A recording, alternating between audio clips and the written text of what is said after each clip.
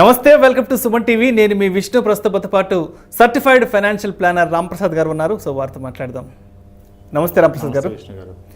రాంప్రసాద్ గారు, నెలవారీ 14,500 రూపాయలతో 35 సంవత్సరాలలో 23 కోట్లు సంపాదించగలమా? రీసెంట్గా నేను ఒక ఆర్టికల్లో చదివాను. సో అది ఎంతవరకు సాధ్యపడుతుంది అంటారు? ఇది కంప్లీట్గా పాసిబుల్ అండి. కంప్లీట్గా పాసిబుల్, సాధ్యపడుతుంది అంటారు. 35 years ఇన్వెస్ట్మెంట్ ఎవరు చేస్తారు? 20 ఏళ్ళలో ఉన్న వ్యక్తి 35 years చేస్తే 55 yearsకి ఆ మనీ వస్తే దట్ మేక్ సెన్స్. 20 ఏళ్ళ వయసున్నప్పుడు ఇంచుమించు. కానీ ఇప్పుడు 40 ఏళ్ళ వయసులో ఉన్న వ్యక్తితో మనం మాట్లాడితే అది అతనికి అప్లికేబుల్ కాదు. 75 ఏళ్ళకి 25 కోట్లు ఎందుకు ఆయనకి? 50 ఏళ్ళకి తినడానికి సరిపడా నెలకి 50,000 పెన్షన్ ఉంటే చాలండి. సో మీరు చెప్పింది టెక్నికల్లీ ఇట్స్ ప్రూవెన్ ఫార్ములా.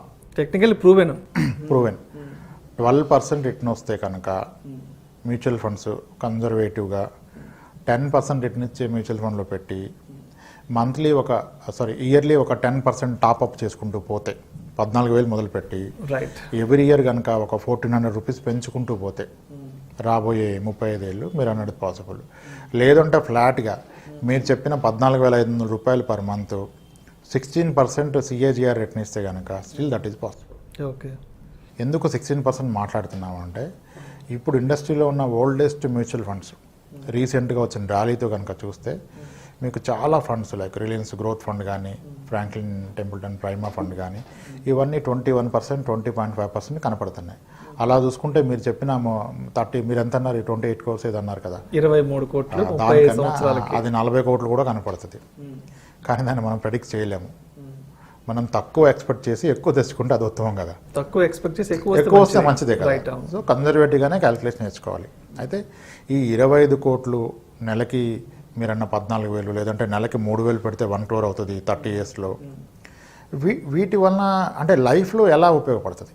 నేను 35 years కాదు కదా, ఇప్పుడు 30 years అతనికి నేను ఫైనాన్షియల్ ప్లానింగ్ చేస్తే అతను 50 ఏళ్ళకి రిటైర్మెంట్ ప్లాన్ చేయాలి. అప్పుడు all I need to talk is 20 yearsలో రిటైర్మెంట్కి ఎంత కావాలి, దాన్ని ఎలా చేరుకోవాలి. అప్పుడు ఆయనకి 14,000 సరిపోదు, 28,000 పెట్టాల్సి వస్తుంది. సో అలా చేసుకోవాలి. ఈ క్యాలిక్యులేషన్స్ అన్నీ కరెక్టే, మీరు చదివిన ఆర్టికల్ కరెక్ట్, అది జరిగింది. కానీ అది తీసుకున్న ఇన్వెస్టర్స్ ఎంతమంది? అబ్జెక్టివ్ లేకుండా రిటర్న్స్ రావండి. ఇప్పుడు మీకు ఒక ఎగ్జాంపుల్ చెప్తాను. మీరు మ్యూచువల్ ఫండ్స్ అన్నందుకు కాను, మ్యూచువల్ ఫండ్స్లో అది క్వైట్ పాసిబుల్. దానికి ఇప్పుడు చాలామంది స్లోలీ మ్యూచువల్ ఫండ్స్ నుంచి ఈక్విటీకి వెళ్ళే ప్రయత్నం చేస్తున్నారు, డైరెక్ట్ స్టాక్స్, లేదా స్టార్టింగే డైరెక్ట్ స్టాక్ చేస్తున్నారు. అసలు ఎంట్రై ఇన్వెస్ట్మెంట్ పెట్టేదే డైరెక్ట్ ఈక్విటీస్లో పెడుతున్నారు. ఎందుకంటే అంత సపోర్ట్ ఉంది. ఇప్పుడు అనలిస్టులు వచ్చేసారు, మనకి చాలా ప్లాట్ఫామ్స్ వచ్చినాయి, ఎన్నో అనాలిసిస్లు, రికమెండేషన్స్ నడుస్తున్నాయి. ఫస్ట్ ఒక విషయం అర్థం చేసుకోవాలి. ఒక అనలిస్ట్ కానీ, ఒక రీసెర్చ్ కంపెనీ కానీ, ఒక పాపులర్ CNBC ఛానల్స్ కానీ ఎవ్రీడే 1 or 2 స్టాక్స్ రికమెండ్ చేస్తారు. ఒక వ్యక్తి ఎన్ని స్టాక్స్ కొనగలడు? రోజు టైం అయితే స్పెండ్ చేస్తున్నారు, అనాలిసిస్ చూస్తున్నారు. ఎందుకంటే నేను PhD స్టార్ట్ చేశారు కదా పాపం ఈక్విటీలో. రోజు టైం స్పెండ్ చేస్తున్నారు. రోజు ఒక స్టాక్ ఉంటే మీ దగ్గర ఎంత డబ్బులు ఉంటే మాత్రం అన్ని స్టాక్స్ కొనగలరు. కాబట్టి మీరు చర్న్ చేస్తూ పోతారు. ఒక స్టాక్ గురించి అంతా అనాలిసిస్ చెప్పి చివరికి ఒక బాటమ్ లైన్ చెప్తారు. మీరు తప్పకుండా మీ ఫైనాన్షియల్ అడ్వైజర్ని కన్సల్ట్ అయ్యి ఈ స్టాక్లో పెట్టాలా వద్దా నిర్ణయించుకోండి. ఎంతమందికి ఫైనాన్షియల్ అడ్వైజర్స్ ఉన్నారు? ఆయనకే ఫైనాన్షియల్ అడ్వైజర్ ఉంటే వచ్చి ఈ ప్లాట్ఫామ్స్ అని ఎందుకు అని చూస్తాడు? లేకనే కదా వచ్చేది. ఇప్పుడు అక్కడ ఎవరో కన్ఫామ్గా ఈ స్టాక్ మీరు హోల్డ్ చేయండి, పెట్టండి, 10 yearsలో ఎంత వస్తుందని చెప్పట్లేదు. ఒక కండిషన్ పెట్టి చెప్తున్నారు, కన్సల్ట్ అవ్వండి అని. అది practically not possible. But mutual ఫండ్స్లో ఏంటంటే మీకు ఒక ఫండ్ అంటే దాన్ని ఒక ప్రొఫెషనల్ ఫండ్ మేనేజరు, అతనికి ఉన్న టీము ఎంతో రీసెర్చ్ చేసి మేనేజ్ చేస్తారు. హిస్టారికల్లీ మనకి ఇది ప్రూవ్ అయిపోయింది. 21% is not a small return.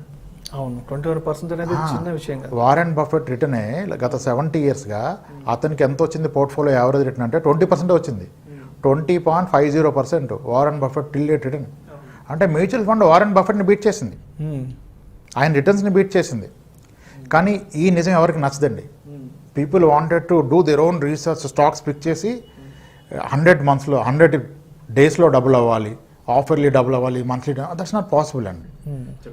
Market బాగుంది గత 1 yearగా మార్కెట్ చాలా బాగుంది. ఇప్పుడు మార్కెట్లో ఈక్విటీ స్టాక్స్లో పెట్టినా, మ్యూచువల్ ఫండ్స్లో పెట్టినా 40% బిలో రిటర్న్ వచ్చిన లేరు. అట్లీస్ట్ డైరెక్ట్ ఈక్విటీలో కొంతమంది పోగొట్టుకున్నారు అనుకోండి, నాలెడ్జ్ ఎక్కువైపోయి వేరే రీసెర్చ్లు చేసి ఆప్షన్స్ అండ్ ఫ్యూచర్స్లోకి వెళ్ళిపోయి సంభవం కొంత పోగొట్టుకున్నారు. కానీ ఆల్మోస్ట్ అందరికీ 40% రిటర్న్ వచ్చింది. ఇది స్టాండర్డ్ రిటర్న్ కాదు. ఈ రిటర్న్స్ సస్టైన్ అవ్వవు, నెగిటివ్ రిటర్న్స్ కూడా చూడాల్సి వస్తుంది.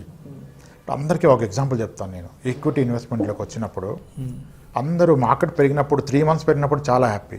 మొన్న 2 days small and mid caps కాస్త కరెక్షన్ వచ్చింది, చిన్న కరెక్షన్ అంటే ప్రాఫిట్ బుకింగ్ అయింది. ఎవ్రీడే 1% తగ్గుతూ వచ్చింది small and mid cap index. Small and mid క్యాప్లో ఫండ్లో పెట్టిన వాళ్ళకి 2 daysలోనే 3,000-4,000 లాస్ వచ్చేసింది. వెంటనే ఎంక్వైరీ, సార్ ఏమైంది స్మాల్ క్యాప్కి మిడ్ క్యాప్కి, మనం ఏమన్నా మార్చాలా, లార్జ్ క్యాప్లోకి మూవ్ చేద్దామా, ఎంతవరకు కరెక్ట్ సార్ అని.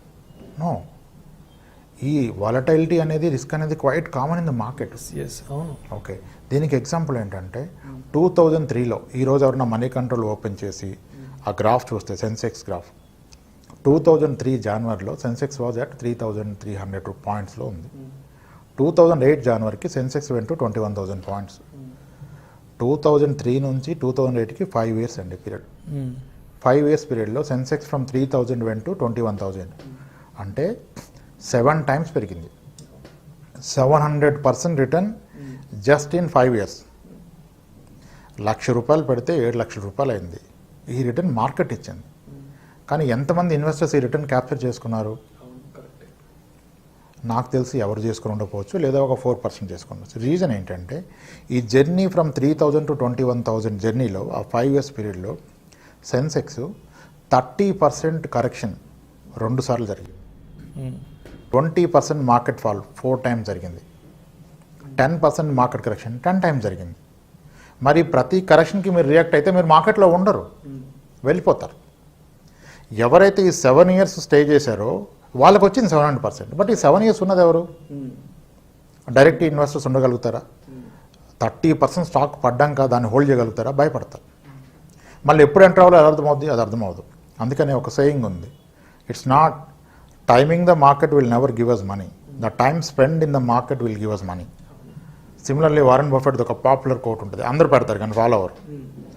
Stock market is designed in such a way that ఎవరైతే పేషెన్స్గా ఉంటారో వాళ్ళు మాత్రమే క్రియేట్ చేస్తారు మనీ. ఎందుకంటే మార్కెట్లో మనీ ఎప్పుడూ ఇంపేషెంట్ ఉన్న వాళ్ళ దగ్గర నుంచి పేషెంట్గా ఉన్న వ్యక్తులకి వెళ్తుంది అన్నారు. That's fact. ఇప్పుడు పేషెంట్గా ఎవడుంటాడు? మనం మేనేజ్ చేస్తే ఎమోషన్ ఉంటుంది. ఈరోజు 10% వచ్చింది, రేపు 20 తెచ్చుకోవాలి, 5 వచ్చింది, ఎగ్జిట్ అవ్వాలి. అప్పుడు రాదు, మీకు పేషెన్సీ ఉండదు. మీరు మార్కెట్లో టైం స్పెండ్ చేయాలి కదా. ఒక ఇన్స్టిట్యూట్ కనుక మనం మనీ మేనేజ్ చేస్తే వాళ్ళ స్ట్రాటజీ ప్రకారం పేషెన్స్గా ఉంటారు.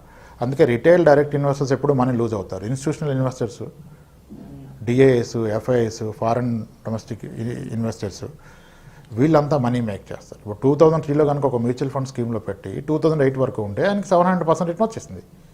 కానీ డైరెక్ట్ ఈక్విటీ కొన్న వాళ్ళు 2 రోజులు ఉండరు కదా ఒక స్టాక్లో. ఇప్పుడు ఎన్నో ఎగ్జాంపుల్స్ ఉన్నాయి మనకి. ఈ స్టాక్ ఇంత అయిపోయింది. ఏషియన్ పెయింట్స్ 23% ఇచ్చింది, హెచ్డిఎఫ్సి 20% ఇచ్చింది. మరి లాస్ట్ 10 years, ఈ 10 years ఆ స్టాక్లో ఉన్నవాళ్ళు ఎవరు? కానీ మనం ఎగ్జాంపుల్ కోట్ చేస్తున్న మ్యూచువల్ ఫండ్స్లో 10 years, 15 years, 22 years మ్యూచువల్ ఫండ్లో ఉన్న వ్యక్తులు హైదరాబాద్లో ఉన్నారు. They have captured the 20%, which is much higher return than active traders, అనలిస్టుల కన్నా ఎక్కువ రిటర్న్ వచ్చింది. ఒక టాప్ మోస్ట్ స్టాక్ ఇచ్చిన రిటర్న్ కన్నా మ్యూచువల్ ఫండ్ ఎక్కువ ఇచ్చింది. అది ఎటువంటి మన టైం స్పెండ్ చేయకుండా, మెంటల్ ప్రెజర్ తీసుకోకుండా, జస్ట్ మన జాబ్ మనం చేసుకుంటున్నాం, మన మనీ అక్కడ పెట్టి వదిలేస్తాం అంతే. అది దానిపైన అది చేసుకుంటూ పోయింది. సో అప్పుడు మాత్రమే ఆ రిటర్న్స్ పాసిబుల్ అండి. ఓకే, మీరు అన్నట్టుగా మనం క్వశ్చన్ ఎక్కడో స్టార్ట్ చేసాం కదా, దాంట్లోకి వెళ్ళినట్టయితే ఆ ఎస్ఐపి కనుక పెడితే ఆ రిటర్న్స్ పాసిబుల్. కానీ ఆ రిటర్న్స్ మీరు చేయాల్సిన అవసరం లేదు. మీ అవసరం ఏంటి? మీరు 40 ఏళ్ళలో ఉంటే 15 ఏళ్ళలో రిటైర్మెంట్ ప్లాన్ చేసుకోండి. అప్పుడు 15 ఏళ్ళలో ఎంత కావాలి నాకు, దానికి ఎంత పెట్టాలి, that is a valid question కదా. ఇప్పుడు ఆర్టికల్స్ ఎస్ మీరు అన్నట్టుగా అన్నీ కరెక్టే. ₹2,000 ఎస్ఐపి చేస్తే 30 yearsలో 1 crore అవుద్ది అంటారు, అవుతుంది. కానీ 40 years ఉన్న అతను ₹2,000 ఎస్ఐపి చేసి 30 years ఆగితే ఏం తింటాడు ఈయన? సో అప్పుడు ఆయన 2,000 చేసే అవసరం లేదు. ఈయన రాబోయే 15 సంవత్సరంలో 2 crore కావాలి. ఆల్ ఈ నీడ్ టు ఈజ్ 30,000 ఎస్ఐపి. అలా చేస్తే అది ఉపయోగం. ఇప్పుడు నేను 14,000 పెట్టి 35 ఏళ్ళు ఎలా ఉంటాడు? 40 ఏళ్ళ వయసులో ఉన్న అతను 75 ఏళ్ళ వరకు ఉండలేడు కదా. సో ఏదైనా సరే ఒక ఇన్వెస్ట్మెంట్ ప్లానింగ్ అనేది ఒక రైట్ ఏజ్లో, అంటే ఒక 20-25 ఏళ్ళ వయసులో కానీ ఎర్నింగ్స్ స్టార్ట్ చేసినట్లయితే, సో ఆ ఏజ్లో కనుక ఇన్వెస్ట్మెంట్ ప్లాన్ చేసుకుంటే ఒక సర్టెన్ ఒక రిటైర్మెంట్ ఏజ్ వచ్చేటప్పటికి ఆ వచ్చిన ఏదైతే ఉందో పెద్ద కార్పస్ అనేది అప్పుడు బాగా ఉపయోగపడుతుంది అంటారు. అంతేగాని 40 ఏళ్ళ వయసులోనో 45 ఏళ్ళ వయసులోనో ఇన్వెస్ట్మెంట్ ప్లానింగ్ చేసుకుంటే 40 ఏళ్ళ వయసులో చేయొచ్చండి. కానీ ఇది అవసరం ఏంటి? 40 ఏళ్ళ వయసులో ఉన్న వ్యక్తి నేను 15 ఏళ్ళలో రిటైర్మెంట్ అవుతానంటే ఇతను చూడాల్సింది 15 ఏళ్ళలో నాకు ఏది వర్కౌట్ అవుతుంది. 30 ఏళ్ళ ఎగ్జాంపుల్ ఈయనకు పనికిరాదు. ఇప్పుడు 25 ఏళ్ళు 22 ఏళ్ళలో కెరియర్ స్టార్ట్ చేసిన వ్యక్తికి కనుక మీరు చెప్పింది అద్భుతమైన ఎగ్జాంపుల్. అతని స్టార్టింగ్ శాలరీ 30,000లో కెరియర్ స్టార్ట్ చేశాడు అనుకోండి. అతనికి కనుక ఈ 14,500 రూపాయలు పెట్టే డిసిప్లిన్ మనం నేర్పించగలిగితే ఆ ఏజ్కి అతని ఈ కార్పస్ చూడగలుగుతారు. ఆ కార్పస్ డెఫినెట్గా ఆయనకు ఉపయోగపడుతుంది కూడా. 20 ఏళ్ళ వయసులో ఉన్న వ్యక్తికి ఇంకొక 30 ఏళ్ళు అన్నారంటే మీరు 20 + 30 50 కదా. 50 ఏళ్ళకి ఆ మనీలో ఆయనకి ఇది యాప్ట్, కానీ అందరికీ ఇది ఉపయోగపడదు. గోల్ బేస్డ్ ఇన్వెస్ట్మెంట్ ఒక్కటి మాత్రమే మీకు రిటర్న్స్ ఇస్తుంది. గోల్ కనుక లేకపోతే మీకు రిటర్న్స్ రావండి. ఆబ్జెక్టివ్ లేకుండా ఇన్వెస్ట్మెంట్ రిటర్న్ ఇవ్వదండి. సో ఓవరాల్గా చెప్పాలంటే ఫ్యూచర్లో మనకు వచ్చే కార్పస్తో మనం ఎంజాయ్ చేయాలి అనుకుంటే ఇన్వెస్ట్మెంట్ అనేది ఒక మంచి రైట్ ఏజ్లో, ఒక మంచి టీనేజ్లో ఉన్నప్పుడు కానీ మనం ప్లాన్ చేసుకుంటే ఫర్దర్గా వచ్చే అమౌంట్ మనం ఎంజాయ్ చేయొచ్చు అంటారు. ఎస్, కానీ టీనేజ్లో ఉన్న వాళ్ళు ఇప్పుడు 40 ఇయర్స్లో రియలైజ్ అయిన వాళ్ళు ఉన్నారు. ఆయన టీనేజ్కి వెళ్ళలేరు కదా. ఈయన 40లో ఎందుకొరకు ఇన్వెస్ట్ చేస్తున్నారు? ఇతనికి 15 కోట్లు 20 కోట్లు అవసరం లేదు. ఇతనికి 55 ఇయర్స్ కల్లా ఒక 2 కోట్లు కనుక అక్యుములేట్ చేస్తే 2 crores మనం ఇందాక ఎస్బీఐ బ్యాలెన్స్డ్ అడ్వాంటేజ్ ఫండ్లో మాట్లాడాం, ఎస్డబ్ల్యూపీ ద్వారా 6% అని. 2 crores అక్యుములేట్ చేసి ఎస్డబ్ల్యూపీ ట్రిగ్గర్ చేస్తే నెలకి ₹1,00,000 పెన్షన్ స్టార్ట్ అవుతుంది. That has to be his goal. రాబోయే 15 నెలల్లో 2 కోట్లు కూడా పెట్టాలి. దానికి ఎంత పెట్టాలి?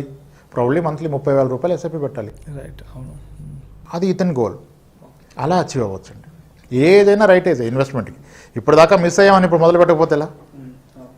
50 ఏళ్ళలో కూడా ఫైనాన్షియల్ ప్లానింగ్ వస్తారు. 55 ఏళ్ళకి వస్తారండి రిటైర్మెంట్ ప్లానింగ్ కావాలని. 55 ఏళ్ళకి రిటైర్మెంట్ ప్లానింగ్ వస్తారు. చేయాలి, ఉన్న రిసోర్సెస్లో ఎలా చేయాలి. ఇందాక మనం మాట్లాడిన reverse mortgage loan maybe an option for someone. లేదు, ఆయనకి అసెట్స్ ఉన్నాయి, ఉన్న నెట్వర్క్ అంతా రియల్ ఎస్టేట్లో ఉంది, కానీ వాటి నుంచి రిటర్న్స్ రావట్లేదు. అప్పుడు ఆయన ఎందుకు పెయిన్ తీసుకోవాలి? 55 ఏళ్ళు వచ్చి నేను పొలాలు స్థలాలు పెట్టుకొని ₹1 రాకుండా నేను టెన్షన్ పడి వెళ్ళి కాపాడుకొని ఉంటాం అవసరమా? దాని నుంచి ఇంత మనీ లిక్విడేట్ చేసి మీకు పెన్షన్ వచ్చే ఏ పథకంలోనే పెట్టుకోండి. ఒక మ్యూచువల్ ఫండే కాదు, సీనియర్ సిటిజన్ పథకాలు చాలా ఉన్నాయి. ఎల్ఐసి పథకాలు ఉన్నాయి, పోస్ట్ ఆఫీస్ పథకాలు ఉన్నాయి, సెంట్రల్ గవర్నమెంట్ పథకాలు ఉన్నాయి. వాటిలో పెట్టుకొని ఆ రిటర్న్స్ తీసుకొని పెన్షన్ని ఎంజాయ్ చేయండి. Your old age is like A second childhood. అప్పుడు మీరు ఏ టెన్షన్ లేకుండా ఎంజాయ్ చేయాలి. చైల్డ్హుడ్లో ఎలా ఎంజాయ్ చేశారు, కావాలనుకుని చేపించుకొని తింటూ అలా మీరు రిటైర్మెంట్ని మళ్ళీ ప్లాన్ చేసుకోవాలి. Thank you so much Ramprasad గారు. మ్యూచువల్ ఫండ్ ఇన్వెస్ట్మెంట్స్తో ఫైనాన్షియల్ ప్లానింగ్ అనేది ఎలా చేసుకోవాలనే విషయం గురించి చాలా డీటెయిల్గా చెప్పారు sir. Thank you so much sir. Thanks అండి.